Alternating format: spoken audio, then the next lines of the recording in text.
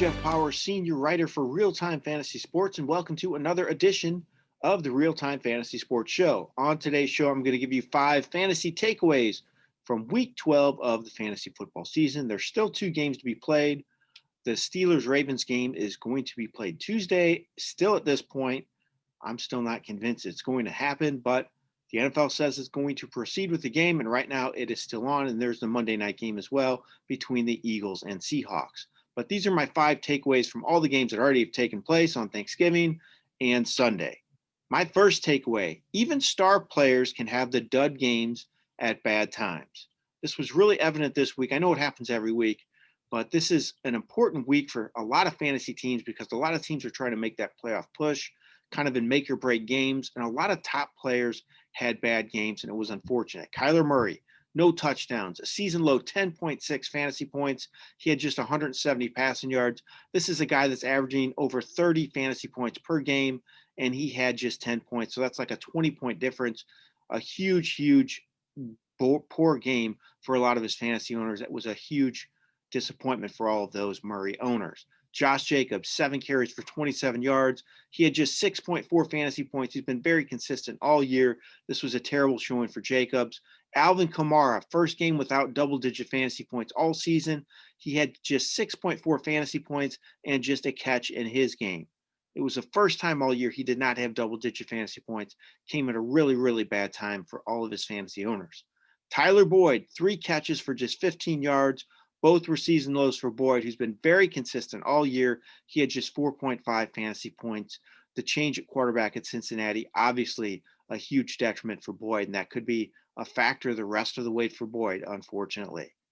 Now let's get to the good news. My second takeaway from Week 12, a little time off can do a player good this time of year. So a lot of players returned from injury this week, and they played well. I think this is not a coincidence because a little time off late in the year can do players a lot of good getting healthy. The players that were nicked up getting healthier, getting fresher. Just 1 week off can make a big difference. And I think it showed with David Montgomery. He was out last week with concussion, returned this week, had his first 100-yard game of the season, a season-high 25.3 fantasy points. Hopefully this is a sign of things to come from Montgomery, who can be a very good fantasy player when he's on his game. Austin Ekeler, another player that's been out a while because of a hamstring injury. He led his team in carries and receptions, 11 catches for 85 yards, top 20 fantasy points. He looked really fresh, and I think he could be a big factor down the stretch.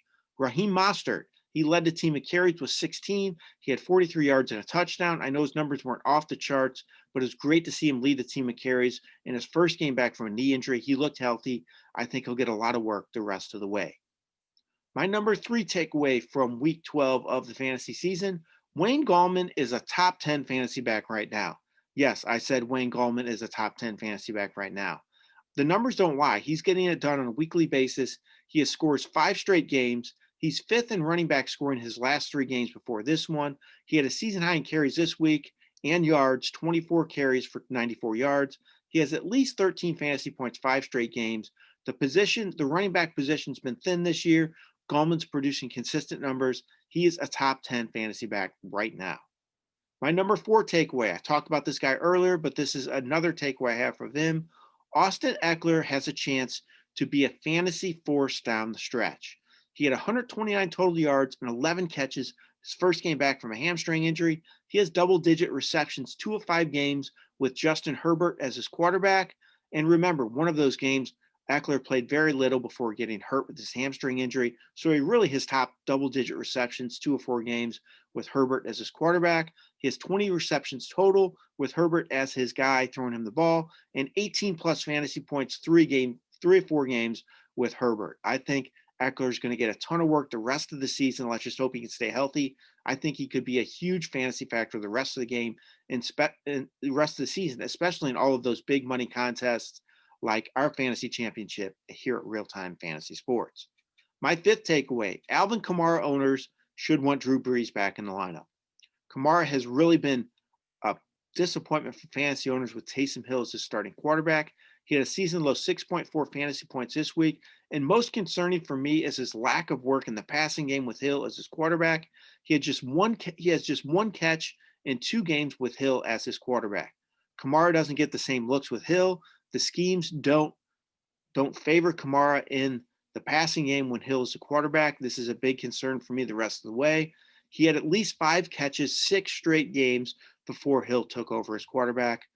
Hopefully, the Saints can find some way to get Kamara the ball in the passing game once again, but I'm not sure it's going to happen to the same degree as it was with Drew Brees as his starting quarterback.